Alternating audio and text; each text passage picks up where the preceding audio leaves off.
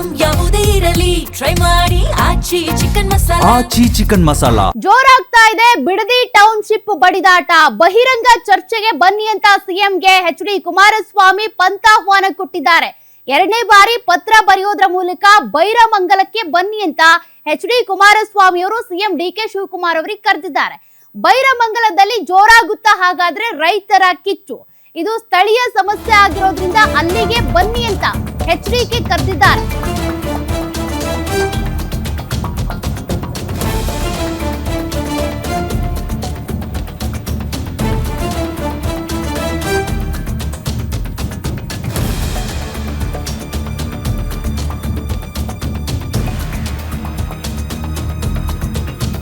ಎಚ್.ಡಿ.ಕೆ ಪಂಥಾಹ್ವಾನ ಕೊಟ್ಟಿದ್ದು ಬೈರಮಂಗಲದಲ್ಲಿ ಹಾಗಾದ್ರೆ ಜೋರಾಗುತ್ತಾ ರೈತರ ಕಿಚ್ಚು. ರೈತರ ಹೋರಾಟಕ್ಕೆ ಸಾಥ್ ನೀಡಲಿರುವಂತಹ ಎಚ್.ಡಿ. ಕುಮಾರಸ್ವಾಮಿ. ಇನ್ನು ಎಚ್.ಡಿ. ಕುಮಾರಸ್ವಾಮಿ ಅವರ ಸವಾಲು ಸ್ವೀಕರಿಸಿ ಸಿಎಂ ಡಿ.ಕೆ. ಶಿವಕುಮಾರ್ ಬೈರಮಂಗಲಕ್ಕೆ ಬರ್ತಾರಾ? ಎದುರು ಬದ್ರು ಆಗ್ತಾರಾ ಹಾಗಾದ್ರೆ ಮಾಜಿ ಸಿಎಂ ಹಾಗೂ ಹಾಲಿ ಸಿಎಂ? ಗ್ಯಾರಂಟಿ ನ್ಯೂಸ್ ನಲ್ಲಿ ಬಿಡದಿ ಫೈಟ್ ನ ಕ್ಷಣದ ಅಪ್ಡೇಟ್ ನೀವು ಗಮನಿಸಬಹುದು. ಹಾಗಾದ್ರೆ ಬಿಡದಿಯಲ್ಲಿ ಏನಾಗುತ್ತೆ? ಎಚ್.ಡಿ. ಕುಮಾರಸ್ವಾಮಿ ಅವರು ಅಂತೂ ಈಗ ರೈತರ ಪರವಾಗಿ ನಿಂತು ಬಿಡದಿಗೆ ಹೋಗಿ ಬೈರಮಂಗಲದಲ್ಲಿ ಬಹಿರಂಗ ಚರ್ಚೆ ಮಾಡೋಣ ಅಂತ ಈಗಾಗಲೇ ಡಿ.ಕೆ. ಶಿವಕುಮಾರ್ ಅವರಿಗೆ ಪಂಥಾಹ್ವಾನ ಕೊಟ್ಟಿದ್ದಾರೆ. ಆದ್ರೆ ಡಿ.ಕೆ. ಶಿವಕುಮಾರ್ ಅವರು ಮೊದಲು ಹೇಳಿದ್ದೇನೆಂದ್ರೆ ಸಂವಿಧಾನದಲ್ಲಿ ಇದ್ರ ಬಗ್ಗೆ ಚರ್ಚೆ ಮಾಡೋಣ ಅಂತ. ಆದ್ರೆ ಈಗ ಎರಡನೇ ಬಾರಿ ಪತ್ರ ಬರೆದ ನಂತರ ಏನು ರಿಯಾಕ್ಟ್ ಮಾಡಿಲ್ಲ. ಹೋಗ್ತಾರ ಅಲ್ಲಿಗೆ, ಹೋಗಲ್ವಾ? ಆ ಕುತೂಹಲ ಇದೆ. ಹಾಗಾದ್ರೆ ಬೈರಮಂಗಲದಲ್ಲಿ ರೈತರ ಕಿಚ್ಚು ಇವತ್ತು ಹೆಚ್ಚಾಗುತ್ತಾ? ರೈತರ ಎದುರು ಮುಖಾಮುಖಿ ಆಗ್ತಾರಾ? ರೈತರ ಎದುರುಗಡೆ ಮಾಜಿ ಸಿಎಂ ಹಾಗೂ ಹಾಲಿ ಸಿಎಂ ಇದಕ್ಕೆ ಸಂಬಂಧಪಟ್ಟಂತೆ ಚರ್ಚೆಯನ್ನ ಮಾಡ್ತಾರಾ ಅಂತ. ಅಂದ್ರೆ ಅಲ್ಲಿನೇ ಬಂದು ಮುಖಾಮುಖಿ ಆದ್ರೆ ಸ್ಥಳೀಯ ಸಮಸ್ಯೆಗಳನ್ನ ಆಲಿಸಬಹುದು ಅನ್ನೋದು ಎಚ್.ಡಿ. ಕುಮಾರಸ್ವಾಮಿ ಅವರ ಒಂದು ವಾದ. ಅದರ ಮೂಲಕ ನಾವು ಏನಾದ್ರೂ ಪರಿಹಾರವನ್ನ ಕಂಡ್ಕೊಳ್ಬಹುದಾ, ಪರ್ಯಾಯ ಮಾರ್ಗ ಕಂಡ್ಕೊಳ್ಬಹುದಾ, ಚರ್ಚೆ ಮಾಡೋಣ ಬನ್ನಿ ಅಂತೇಳಿ ಅವ್ರು ಪಂಥಾಹ್ವಾನ ಕೊಟ್ಟಿದ್ದಾರೆ. ಬಟ್ ಡಿ.ಕೆ. ಶಿವಕುಮಾರ್ ಬರ್ತಾರಾ ಇವತ್ತು ನೋಡ್ಬೇಕಿದೆ. ಸಿಎಂ ಬದಲು ಸರ್ಕಾರದ ಪರವಾಗಿ ಭಾಗವಹಿಸೋದು ಯಾರು ಹಾಗಾದ್ರೆ? ಸಿಎಂ ಬದಲಾಗಿ ಭಾಗವಹಿಸ್ತಾರ ಕಾಂಗ್ರೆಸ್ನ ಕಾರ್ಯಕರ್ತರು? ಬಹಿರಂಗ ಚರ್ಚೆಯಾದ್ರೆ ರೈತರಿಂದ ಗಲಾಟೆಯಾಗುವ ಸಾಧ್ಯತೆ ಕೂಡ ಇದೆ. ಅದನ್ನ ತಳ್ಳಿ ಹಾಕುವಂತಿಲ್ಲ.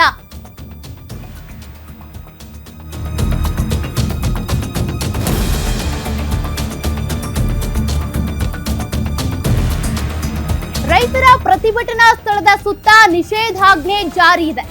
ಸ್ಥಳದಲ್ಲಿ 300ಕ್ಕೂ ಹೆಚ್ಚು ಪೊಲೀಸರ ನಿಯೋಜನೆ ಮಾಡಲಾಗಿದೆ.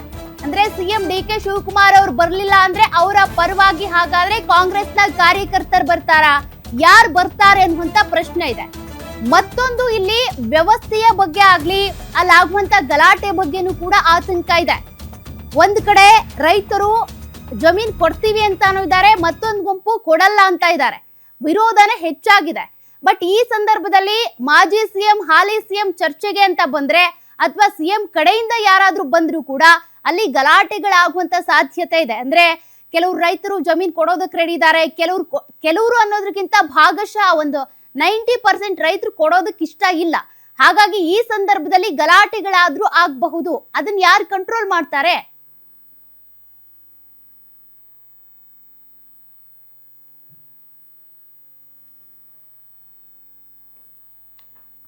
ಈ ಬಿಡದಿ ಫೈಟ್ ಗೆ ಸಂಬಂಧಪಟ್ಟಂತೆ ಬಿಡದಿಯಲ್ಲಿ ಏನೆಲ್ಲ ಆಗುತ್ತೆ, ಕ್ಷಣದ ಅಪ್ಡೇಟ್ಸ್ ಅನ್ನ ನಿಮ್ಮ ಗ್ಯಾರಂಟಿ ನ್ಯೂಸ್ ನೇರ ಪ್ರಸಾರ ಮಾಡ್ತಾ ಹೋಗುತ್ತೆ. ಸದ್ಯಕ್ಕೆ ವೀರೇಶ್ ಈಗ ಲೈವ್ ಅಲ್ಲಿ ಜಾಯಿನ್ ಆಗ್ತಿದ್ದಾರೆ. ಬೈರಮಂಗಲದಿಂದ ಮಾತನಾಡಿಸ್ತಾ ಹೋಗೋಣ.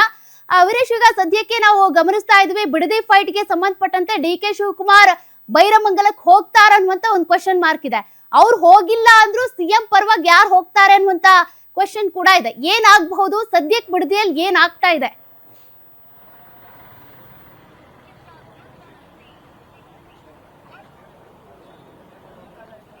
ಸೌಖ್ಯ ಬಿಡದಿಯ ಟೌನ್ಶಿಪ್ ನಿರ್ಮಾಣ ಯೋಜನೆ ಕುರಿತಂತೆ ಈಗಾಗಲೇ ಸಿಎಂ ಮತ್ತು ಮಾಜಿ ಸಿಎಂ ಮಧ್ಯೆ ಮಹಾಯುದ್ಧ ಶುರುವಾಗಿರುವಂತದ್ದು. ಎಚ್ ಡಿ ಕುಮಾರಸ್ವಾಮಿ ಅವರು ರೈತರ ಜೊತೆಗೆ ಬಹಿರಂಗವಾಗಿ ಚರ್ಚೆಗೆ ಬನ್ನಿ ಅಂತ ಹೇಳಿ ಡಿಕೆ ಶಿವಕುಮಾರ್ ಅವರಿಗೆ ಆಹ್ವಾನವನ್ನು ಕೊಟ್ಟಿದ್ರು. ಡಿಕೆ ಶಿವಕುಮಾರ್ ಅವರು ನಿನ್ನೆ ಕುಮಾರಸ್ವಾಮಿ ಅವರು ಮತ್ತು 5 ರೈತರ ಜೊತೆಗೆ ನೀವು ವಿಧಾನಸೌಧಕ್ಕೆ ಚರ್ಚೆಗೆ ಬನ್ನಿ ಅಂತ ಹೇಳಿ ಕುಮಾರಸ್ವಾಮಿ ಅವರಿಗೆ ಡಿಕೆ ಶಿವಕುಮಾರ್ ಅವರು ಪಂಥವನ್ನು ಕೊಟ್ಟಿದ್ರು. ಆದ್ರೆ ಕುಮಾರಸ್ವಾಮಿ ಅವರು ನನಗೆ ಪೂರ್ವ ನಿಯೋಜಿತ ಕಾರ್ಯಕ್ರಮಗಳು ಇರೋ ಹಿನ್ನೆಲೆಯಲ್ಲಿ ಇವತ್ತು ನಾನು ಚರ್ಚೆಗೆ ರೆಡಿ ಅಂತ ಹೇಳಿ ಕುಮಾರಸ್ವಾಮಿ ಅವರು ಈಗಾಗಲೇ ಚರ್ಚೆಗೆ ಡಿಕೆ ಶಿವಕುಮಾರ್ ಅವರನ್ನ ಆಹ್ವಾನವನ್ನು ಮಾಡಿರುವಂತದ್ದು. ದೃಶ್ಯದಲ್ಲೂ ಸಹ ನೋಡ್ತಾ ಇರಬಹುದು. ಬಿಡದಿಯ ಬೈರಮಂಗಲದಲ್ಲಿ ಕುಮಾರಸ್ವಾಮಿ ಅವರು ಇವತ್ತು ಡಿಕೆ ಶಿವಕುಮಾರ್ ಅವರಿಗೆ ಬಹಿರಂಗವಾಗಿ ಚರ್ಚೆಗೆ ಆಹ್ವಾನವನ್ನು ಮಾಡಿರುವಂತದ್ದು. ರೈತರು ಸಹ ಭೂಮಿಯನ್ನ ಕೊಡ್ಲಿಕ್ಕೆ ಸಿದ್ಧರಿಲ್ಲ, ಅವರ ಜೊತೆಗೆ ನೀವು ಬಹಿರಂಗವಾಗಿ ಚರ್ಚೆಗೆ ಬನ್ನಿ ಅಂತ ಹೇಳಿ ಕುಮಾರಸ್ವಾಮಿ ಅವರು ಡಿಕೆ ಶಿವಕುಮಾರ್ ಅವರಿಗೆ ಆಹ್ವಾನವನ್ನು ಕೊಟ್ಟಿರುವಂತದ್ದು. ಕುಮಾರಸ್ವಾಮಿ ಅವರು ಬೆಳಗ್ಗೆ 11 ಗಂಟೆಗೆ ಇದೇ ವೇದಿಕೆಗೆ ಆಗಮಿಸ್ತಾ ಇರುವಂತದ್ದು. ಇದೇ ವೇದಿಕೆಯ ಮೂಲಕ ಡಿಕೆ ಶಿವಕುಮಾರ್ ಅವರಿಗೂ ಸಹ ಆಹ್ವಾನವನ್ನ ಮಾಡಿರುವಂತದ್ದು. ರೈತರ ಜೊತೆಗೇನೆ ಚರ್ಚೆಯನ್ನ ಮಾಡೋಣ, ನೇರವಾಗಿ ಇಲ್ಲಿಗೆ ಬಂದ್ಬಿಡಿ ಅಂತ ಹೇಳಿ ಈಗಾಗಲೇ ಕುಮಾರಸ್ವಾಮಿ ಅವರು ಡಿಕೆ ಶಿವಕುಮಾರ್ ಅವರಿಗೆ ಆಹ್ವಾನವನ್ನು ಕೊಟ್ಟಿರುವ ಹಿನ್ನೆಲೆಯಲ್ಲಿ ಈಗಾಗಲೇ ವೇದಿಕೆಯೂ ಸಹ ಸಿದ್ಧ ಆಗಿರತಕ್ಕಂಥ ದೃಶ್ಯಗಳನ್ನು ಸಹ ನೋಡ್ತಾ ಇರಬಹುದು ಸೌಖ್ಯ. ಯಾಕಂತಂದ್ರೆ ಈಗಾಗಲೇ ಕುಮಾರಸ್ವಾಮಿ ಅವರು ಈ ವಿಚಾರದಲ್ಲಿ ರೈತರ ಬೆನ್ನಿಗೆ ನಿಂತಿರುವಂತದ್ದು. ರೈತರು ಸಾಕಷ್ಟು ಪ್ರಮಾಣದಲ್ಲಿ ಭೂಮಿಯನ್ನ ಕೊಡಲಿಕ್ಕೆ ಸಿದ್ಧರಿಲ್ಲ, ಬಿಡದಿ ಟೌನ್ಶಿಪ್ ಯೋಜನೆಯನ್ನ ರದ್ದುಪಡಿಸಿ ಅಂತ ಹೇಳಿ ಕುಮಾರಸ್ವಾಮಿ ಅವರು ರೈತರ ಬೆಂಬಲಕ್ಕೆ ನಿಂತುಕೊಂಡು ಹೋರಾಟಕ್ಕೆ ಸಿದ್ಧರಾಗಿರುವಂತದ್ದು ಒಂದು ಕಡೆ. ಆದ್ರೆ ಇನ್ನೊಂದು ಕಡೆ ಡಿಕೆ ಶಿವಕುಮಾರ್ ಅವರ ಪರವಾಗಿನೂ ಸಹ ಮತ್ತು ಸರ್ಕಾರದ ಪರವಾಗಿನೂ ಸಹ ಸಾಕಷ್ಟು ರೈತರು ಇರುವಂತದ್ದು ಮತ್ತು ಕೆಲವು ರೈತರುಗಳು ನಾವು ಭೂಮಿಯನ್ನ ಕೊಡಲಿಕ್ಕೆ ಸಿದ್ಧರಿದ್ದೀವಿ ಅನ್ನೋದ್ರ ಜೊತೆಗೂ ಸಹ ಒಂದು ಕಡೆ ಕೊಡಲ್ಲ ಅನ್ನೋ ಒಂದು ವೇದಿಕೆ ನಿರ್ಮಾಣವಾದ್ರೆ ಇನ್ನೊಂದು ಕಡೆ ಭೂಮಿಯನ್ನ ಕೊಡ್ತೀವಿ ಅನ್ನೋ ಒಂದು ವೇದಿಕೆಯೂ ಸಹ ಬಿಡದಿಯಲ್ಲಿ ಸಿದ್ಧವಾಗಿರುವ ಹಿನ್ನೆಲೆಯಲ್ಲಿ ಇವತ್ತು ಬಹಿರಂಗ ಚರ್ಚೆಗೆ ಕರೆದಿರುವ ಹಿನ್ನೆಲೆಯಲ್ಲಿ ಬಿಡದಿಯಲ್ಲೂ ಸಹ ಈಗಾಗಲೇ ಸಾಕಷ್ಟು ಪೊಲೀಸರನ್ನ ನಿಯೋಜನೆ ಮಾಡಿರುವಂತದ್ದು. ಸ್ವತಃ ಘಟನಾ ಸ್ಥಳದಲ್ಲಿ ರಾಮನಗರದ ಎಸ್ಪಿ ಸೇರಿದಂತೆ 300ಕ್ಕೂ ಹೆಚ್ಚು ಪೊಲೀಸ್ ಸಿಬ್ಬಂದಿಗಳನ್ನ ಇದೀಗ ಮುಂಜಾಗ್ರತಾ ಕ್ರಮವಾಗಿ ಇಲ್ಲಿ ನಿಯೋಜನೆಯನ್ನ ಮಾಡಿರುವಂತದ್ದು. ದೃಶ್ಯದಲ್ಲೂ ಸಹ ನೋಡ್ತಾ ಇರಬಹುದು. ಡಿಆರ್ ತುಕಡಿಗಳನ್ನು ಸಹ ಈಗಾಗಲೇ ಇಲ್ಲಿ ನಿಯೋಜನೆಯನ್ನ ಮಾಡಿರುವ ಹಿನ್ನೆಲೆಯಲ್ಲಿ ರೈತರು ಸಾಕಷ್ಟು ಪ್ರಮಾಣದಲ್ಲಿ ಇವತ್ತು ಚರ್ಚೆಗೆ ಆಗಮಿಸ್ತಾ ಇರುವಂತದ್ದು.